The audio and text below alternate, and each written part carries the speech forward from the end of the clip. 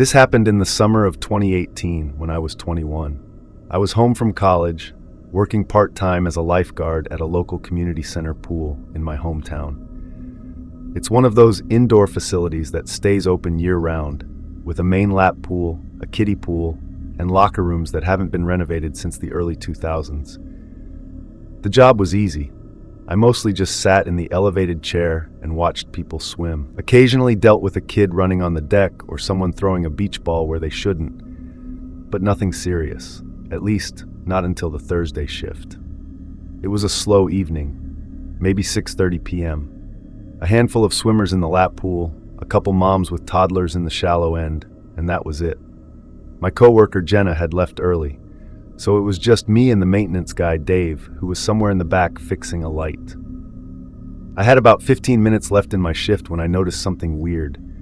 There was this guy sitting in the hot tub, mid-40s, maybe 50, balding, pale, with a pair of fogged-up goggles still on his forehead, just kind of staring at nothing in particular.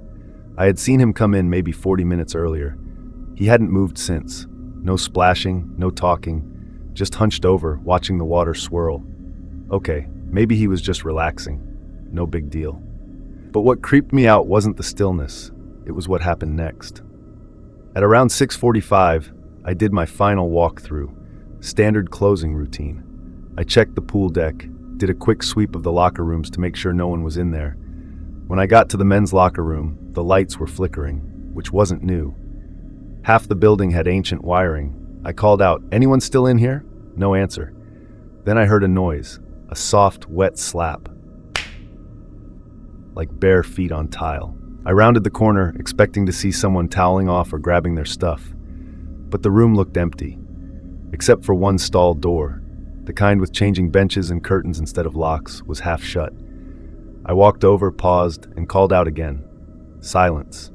Then another slap. Closer. I pushed the curtain back slightly and saw a soaked towel crumpled on the bench, and a pair of feet just standing there behind the divider. Not moving, not turning to look at me, just facing the corner like someone in timeout. I froze. The guy hadn't answered me, but he was clearly in there. I backed away and said, "Sir, the pool's closing. You all right?" Still no answer.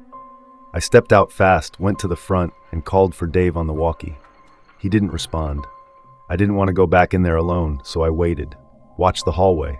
After a minute or so, I saw the guy from the hot tub, the bald one, walking out with a towel over his shoulder, heading toward the locker room. But here's the thing. He was dry, fully dressed, carrying his gym bag. So who the hell was in the stall? I grabbed my phone, stepped outside, and called Dave directly. Told him to meet me by the men's room because something felt off. When we both got back in there, maybe 5 minutes later, the stall was empty. The towel was gone. No footprints, no wet spots. Whoever it was, they'd either left or hidden somewhere else. We checked the supply closet, the showers, even behind the vending machines in the hallway. Nothing.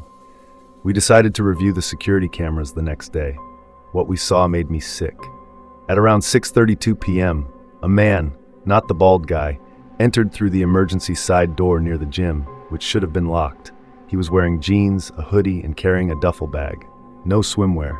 He walked past the front desk unnoticed and straight into the locker room. For 23 minutes, he didn't come out. Then at 6:55 p.m., just minutes after I walked away from that stall, he left through the same side door. He never signed in, never went near the water. We paused the footage on a frame of his face. Blurry, but you could make out enough. Mid-30s, short beard, dead stare. Not a member, not a regular. The police reviewed the footage. They said he was likely using the pool as a place to hide, maybe from someone, maybe to watch someone, or worse. Turns out, 2 weeks prior, a woman reported seeing a man in the family locker room crouched behind a bench with a phone in his hand, camera on. He ran before security could catch him. They think it was the same guy.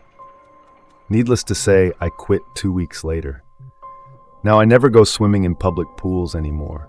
Not because of the water, not because of drowning, but because you never really know who's watching or why they're there in the first place.